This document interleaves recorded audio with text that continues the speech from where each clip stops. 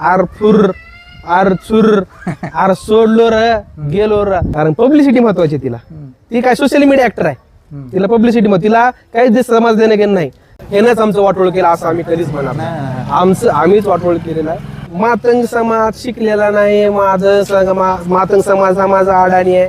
कुठं अडाणी आहे मला सांगा. तुम्ही पूर्वीच्या जर गोष्टी आमच्यावर लादत असाल तर चुकीचा. आम्ही पण तुमचा इतिहास जाणतो, फक्त आम्हाला ते काढायचं नाही. तुम्ही सर्वांनी काय म्हणताय की एक राहा एक राहा. बाबासाहेबांचे वंशज तुम्हाला माहित आहेत. प्रत्येकाच्या वेगळ्या का पार्टी आहेत. तुम्ही एका पार्टीत का नाहीत. आज पोतराजाचे देखील अधिकारी झालेले आहेत. शिकलेले आहेत का. उच्च शिक्षित पोतराज आहेत. फक्त तो त्यांचा वारसा जपण्याचा पुढे करतायत. आज डपडी वाजवला जाते, ढोल वाजवला जाते, जो काही आहे तो व्यवसायाचा भाग आहे. प्रत्येक जातीमध्ये आमचा समाज विखरून जात आहे. जात विखुरलेली आहे. फक्त ते विचार ऑलरेडी विखुरलेलीच आहे. एकता नाहीच अगोदरपासून नाही. त्याच्यामुळे तुम्ही आम्हाला म्हणूच नका की बाबासाहेबांच्या विचाराचं नाही तर ह्यांना बाबासाहेबाला गद्दार झाले. कोण गद्दार झाले. गद्दार तर तुम्ही होताय. नाही त्यांचा विरोध ते म्हणतात की बाबा आमचा विरोध मातंग जातीला नाही. आमचं शासनाशी भांडण आहे. शासन आमचं का नाव घेताय तुम्ही. ते बरोबर आहे. प्रत्येक ह्याच्यामध्ये नाव कुणाचं आहे. कुण्याही पुढाऱ्यांचं, कुण्याही नेत्याचं, कुण्याही मंडळीचं. तुम्ही पायाचं तुम्ही त्याचं वाहन बनवू नका. तुम्ही त्यांच्या खांद्याला लागून त्यांचा टक्कर देण्याचा प्रयत्न करा. कारण आपण कुठेही कमी नाहोत. विठ्ठल सर, आजची जी जयंती आहे, जयंत्या तर अण्णाभाऊंच्या दरवर्षी मागच्या बऱ्याच वर्षापासून होत येतात. पण आजच्या जयंतीमध्ये म्हणजे ह्या वर्षीच्या जयंतीमध्ये काय वेगळेपणा काय वाटत होता तुम्हाला. नमस्कार रामभाऊ. आपण स्वतः बघितलेले आहात काही काळापासून जयंतीचा लोक कसा पावला होता. म्हणजे पाऊस दिलेला होता. जयंती म्हणलं की फक्त काय करायचं, झेंडावंदन करायचा, महापुरुषांना हार घालायचा, डीजे समोर नाचायचं, धिंगाणा करायचा, बस एवढंच होतं.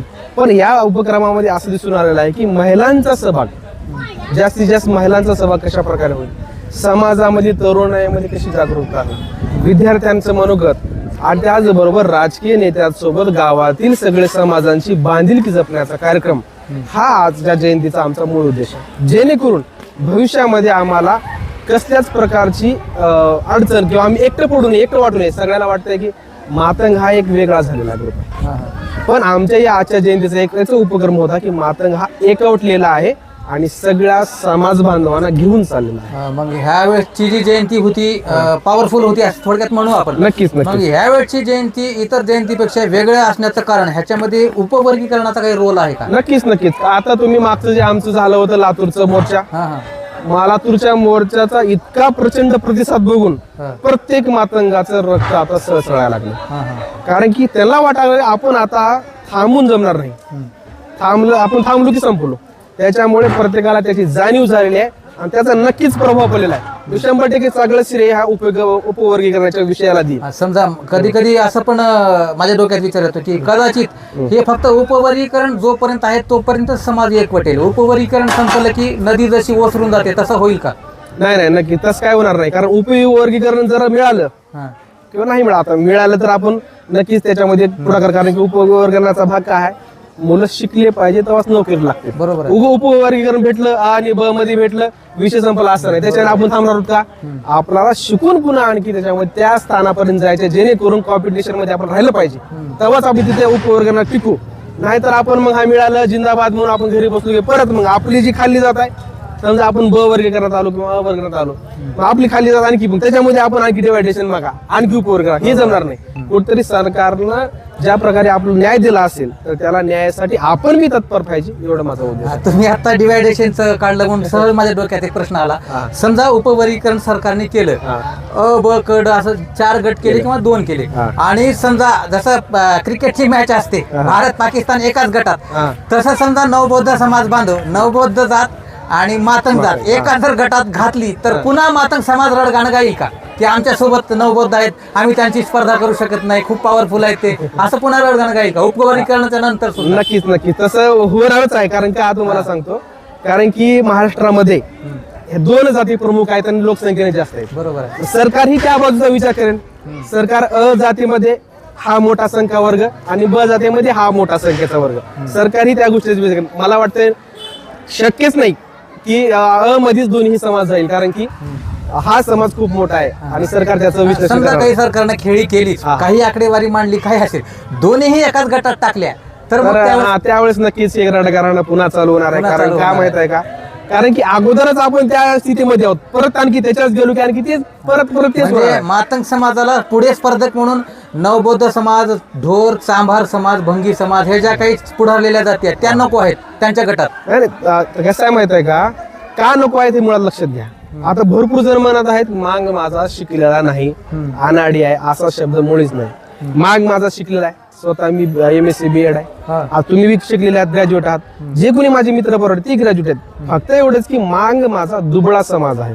कारण का आपण त्या गोष्टीपासून वंचित राहिलेलो आहोत. कारण वरच्या लेवलला जे माणसं बसलेले आहेत ते फक्त त्यांचेच ओढतात. मग मला सांगा, मांगाला कोणी रोखलं होतं का? त्यांनी का संघर्ष करू नये? इतकी वर्ष का जाग आली नाही मांगाला? तुम्ही रोखलं होतं का कोणी मांगाला? मांगाला कोणी रोखलेलं नाही, मांग तुथपर्यंत पोहोचलाच नाही. का पोहोचला नाही? कारण की त्याच्यामुळे हा आपला हे समाज एकवटलाच नाही. हा समाज आमचा विखुरला गेलेला होता. विखुरला गेला. याच्यामध्ये मग दोष कोणाचा वाटतोय? आपलाच दोष होता. आता आपण जागृत झाले, मग आपण आपल्यासाठी लढतोय, आपण दुसऱ्यासाठी लढत नाही.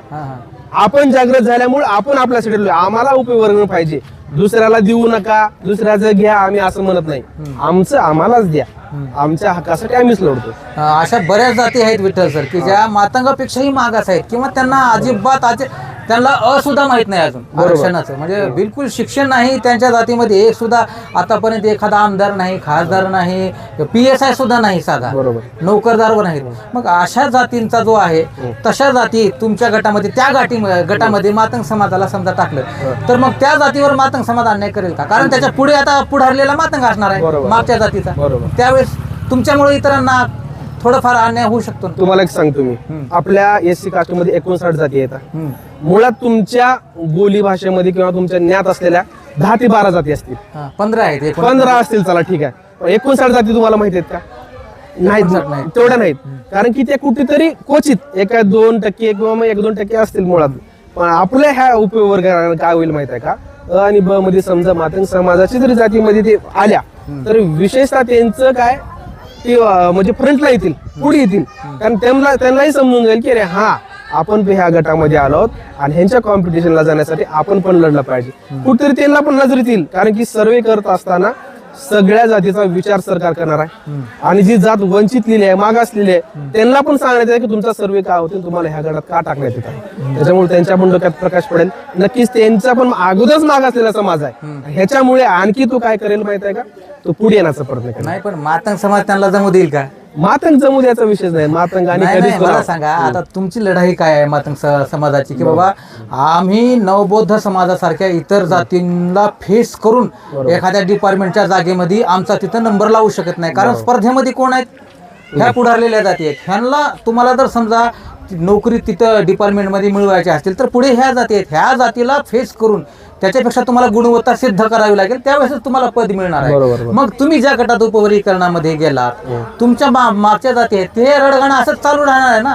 त्यामुळे मला वाटतं की हा उपवर्गीकरण सुद्धा काही तेवढा काही ठीक आहे, मागणी आहे, मान्य आहे, पण शिक्षण हाच एकमेव पर्याय बरोबर आहे. मला वाटतंय. कसं आहे सर, तुम्हाला सांगू का, जरी उपवर्गीकरण झालं आणि तुम्ही असं थोडं बी समजू नका की बौद्ध समाजच आमचं आरक्षण खाली असं म्हणू नका.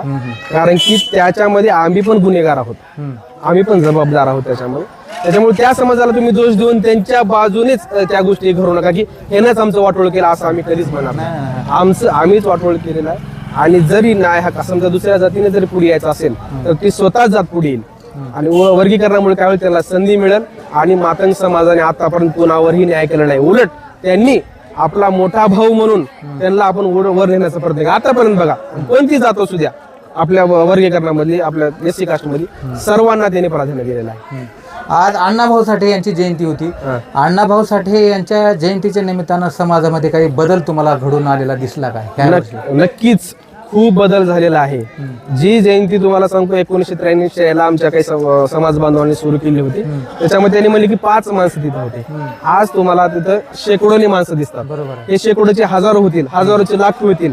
हा जो बदल आहे फक्त समाज एकवटलेला आहे हेच तुम्हाला दाखवायचे आहे. आणि ही ताकद आहे. आता तुम्ही आता हे बघत आहात, थोड्या वेळानंतर म्हणजे जयंतीची मिरवणूक होईल, मिरवणुकीमध्ये बघा ते पिवळं वादळ काय दिसणार आहे. आणि मांग हा आता थांबणारा नाहीच, कारण तो आता लढाई शिकलेला आहे. आणि आमच्या पूर्वजांनी लढाई शिकवली आहे आम्हाला, आणि आमचं रक्त हे सळसळतीत आहे. फक्त थोड्या वेळासाठी पुढाऱ्यांच्या, काही नेत्यांच्या, जागृत लोकांच्या लाचलुचपतीला, पैशाला समोर आम्ही झुकलो होतो.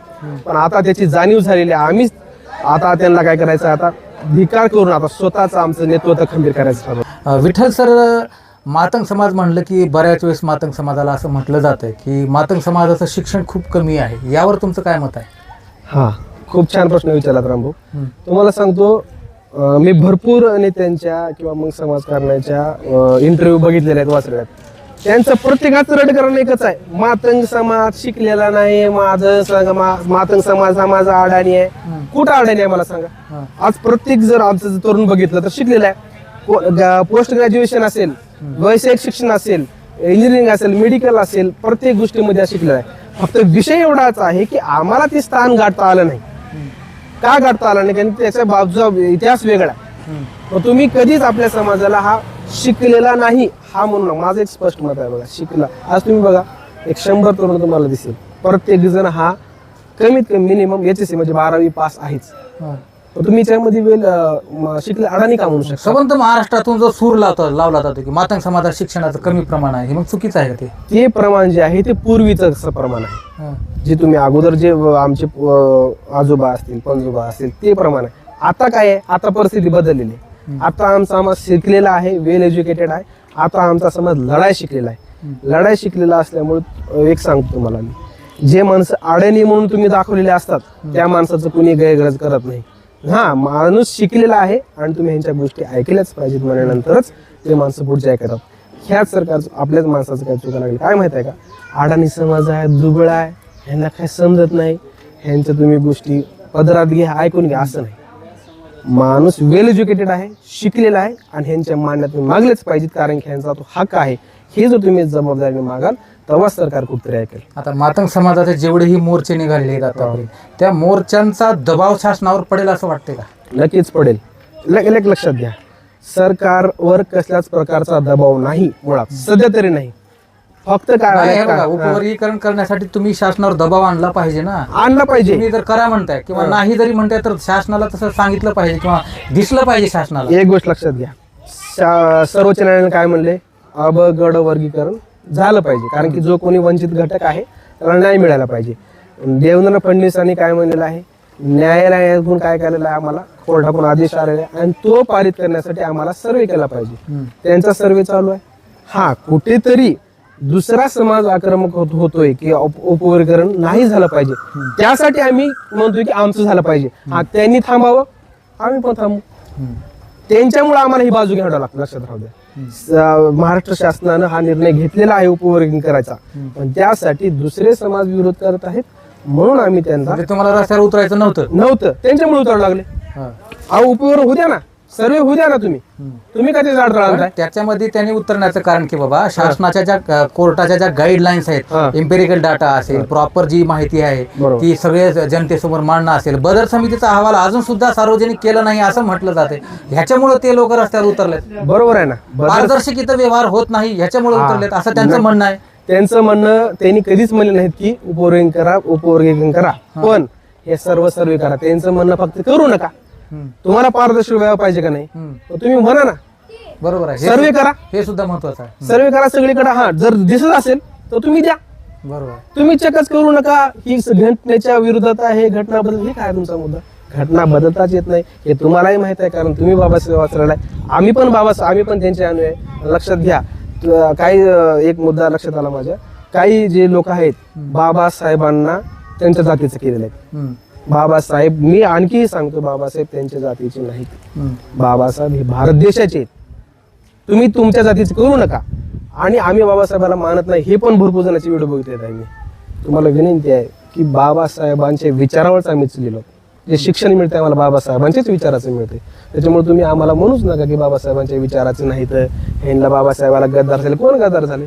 गद्दार तर तुम्ही होताय, कारण की तुम्ही सर्वोच्च न्यायालय, जो की संवैधानिक निर्णय आहे, तो बाबासाहेबांनी लिखित केलेला आहे की वंचित घटकाला तुम्ही त्या जे आरक्षणापासून जर वंचित राहिला असेल त्याला तुम्ही वर आणा. हे बाबासाहेबांना गद्दार तुम्ही होताय. आम्ही होत नाही, आम्ही फक्त बाबासाहेबांचे शिष्य म्हणून चालवत आहोत. त्याच्यामुळे प्लीज विनंती करतो तुम्हाला की जी कोणी जे माता भगिनी आता भरपूर आहेत, मी नाव अनाऊन्स करणार नाही, आमच्याच काही भगिनी आहेत. आर फुर आर चुर आर सोडलो र गेलो र, तिला तुम्हाला सांगतो त्या बाईला शिक्षणाचं तर मुळच ज्ञान नाही, फक्त तिनं येते कारण पब्लिसिटी महत्वाची तिला. ती काय सोशल मीडिया ऍक्टर आहे, तिला पब्लिसिटी तिला काही समाज देणं घेणं नाही, तिने काही समाजासाठी काय केले पण नाही, तिला देणं घेणं नाही. तिनं फक्त तिला 2 पैसे मिळावे, फॉलोअर्स मिळावे म्हणून आपल्या समाजाला आपला माणूस गदा झाला तर दुसरा समाज उचलून तिला तिला एवढं लोकांनी स्टार केलेला आहे की तू बाबासाहेबांची भीमकन्या म्हणतात, तिला वाघीण म्हणतात. का म्हणतात? तिला तुम्ही चुकीचं कसं ठरवत आहे? का म्हणतात?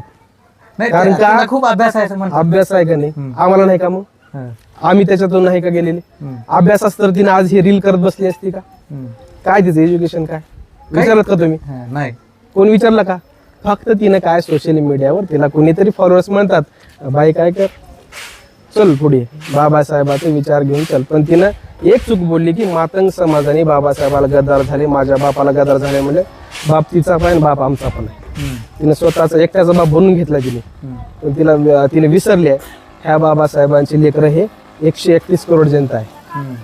चुकीच बोलत ती. मला वाटतं त्यांच्यावर जाऊ नये, कारण तो त्यांचा वैयक्तिक विषय आहे, त्याच्यावर काही जायची गरज पण तिचा प्रभाव तिने जे बोलली ना रामभाऊ, थोडस मला एक वागलं म्हणून बोललो बरं का. नाही, शेवटी कसं आहे, समूह म्हणलं की हौसे गौसे नवसे असतात. बरोबर, आपल्याही समूहात आहेत, प्रत्येक समूहात असतात. बरोबर. त्यामुळे त्यांच्याकडे बघून जर तुम्ही जर चालायला लागलो तर मग सगळं विध्वंस होणार आहे. आम्ही चाललोच नाही, आम्ही त्या बाईला विनंती करतोय की तुम्ही स्वतःला त्यांचा बाप म्हणून घेऊ नका, त्यांचे लेकर आम्ही पण आहोत ही विनंती करतोय.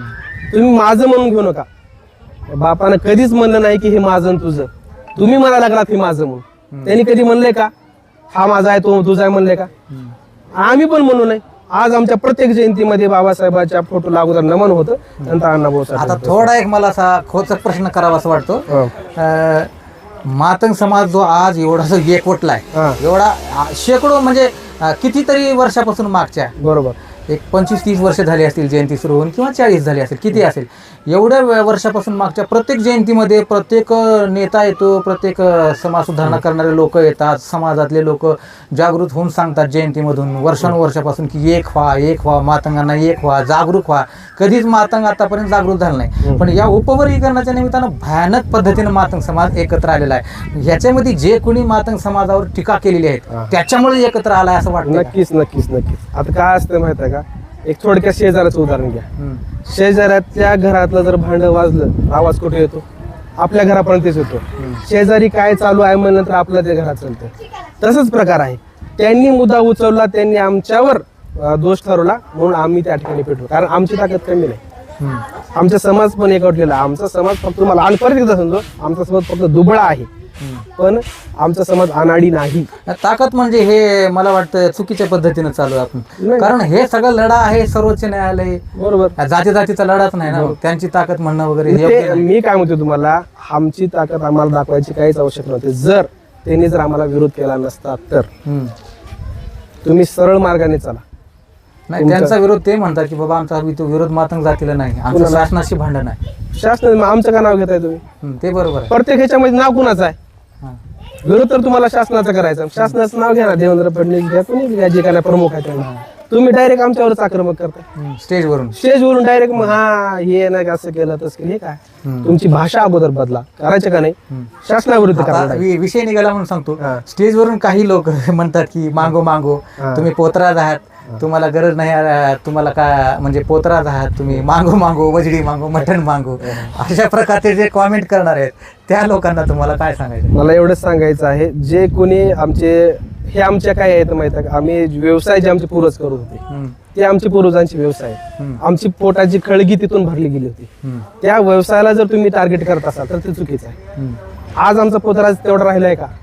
आज आमचं जे तुम्ही काय बी मागामध्ये ते राहिलंय का? ते पूर्णतः बंद झालेलं आहे. तुम्ही पूर्वीच्या जर गोष्टी आमच्यावर लादत असाल तर चुकीचा. आम्ही पण तुमचा इतिहास जाणतो, फक्त आम्हाला ते काढायचं नाही. आम्हाला माहित नाही, कारण आपण भाऊ चाललेलो, आपण एकमेकाच्या खांद्याला कोण आलो. कारण की आम्ही जे करतोय त्याच्या विपरीत तुम्ही ते करत होतो. फक्त एवढंच राहिलं की जाणीव तुम्हाला थोडक्यात लवकर जाणीव झाली, आम्हाला थोडं कमी लवकर झाली. आम्ही त्याच्यामध्ये दोष आम्ही स्वतःला मानतो. फक्त तुम्ही आमच्या व्यवसायावर, आमच्या परंपरेवर, आमच्या जुन्या रूढीवर तुम्ही ज्याची पोटाची खळगी होती त्याच्यावर तुम्ही आम्हाला कसल्याच प्रकारचं नाही मग हे वापरू नका. डफडं वाजवणं असेल, पोत्राची असेल, ही सुटली नाही पाहिजे असं वाटतं का तुम्हाला? तर सुटायला पाहिजे ना, सुटायला पाहिजे. पण ते व्यवसायाचा भाग आहे. आज डपडी वाजवलं जाते, ढोल वाजवला जाते, जो काही आहे तो व्यवसायाचा भाग आहे. प्रत्येक जातीमध्ये आहेत. म्हणजे त्यांच्या पण कला जाती आहे बरोबर आहे. आणि कला परंपरा ही आम्ही जपत आलेलो आहेत. कला परंपरेने आम्ही पारंगत आहोत. आज पोतराजाची देखील अधिकारी झालेले आहेत, हम्म. शिकलेले आहेत का, उच्च शिक्षित पोतराज आहेत. फक्त तो त्यांचा वारसा जपण्याचा पुढे करतायत. त्याच्यात तुम्ही डायरेक्ट त्याला तेच करता का तुम्ही, हे मला थोडंसं चुकीचं वाटतंय.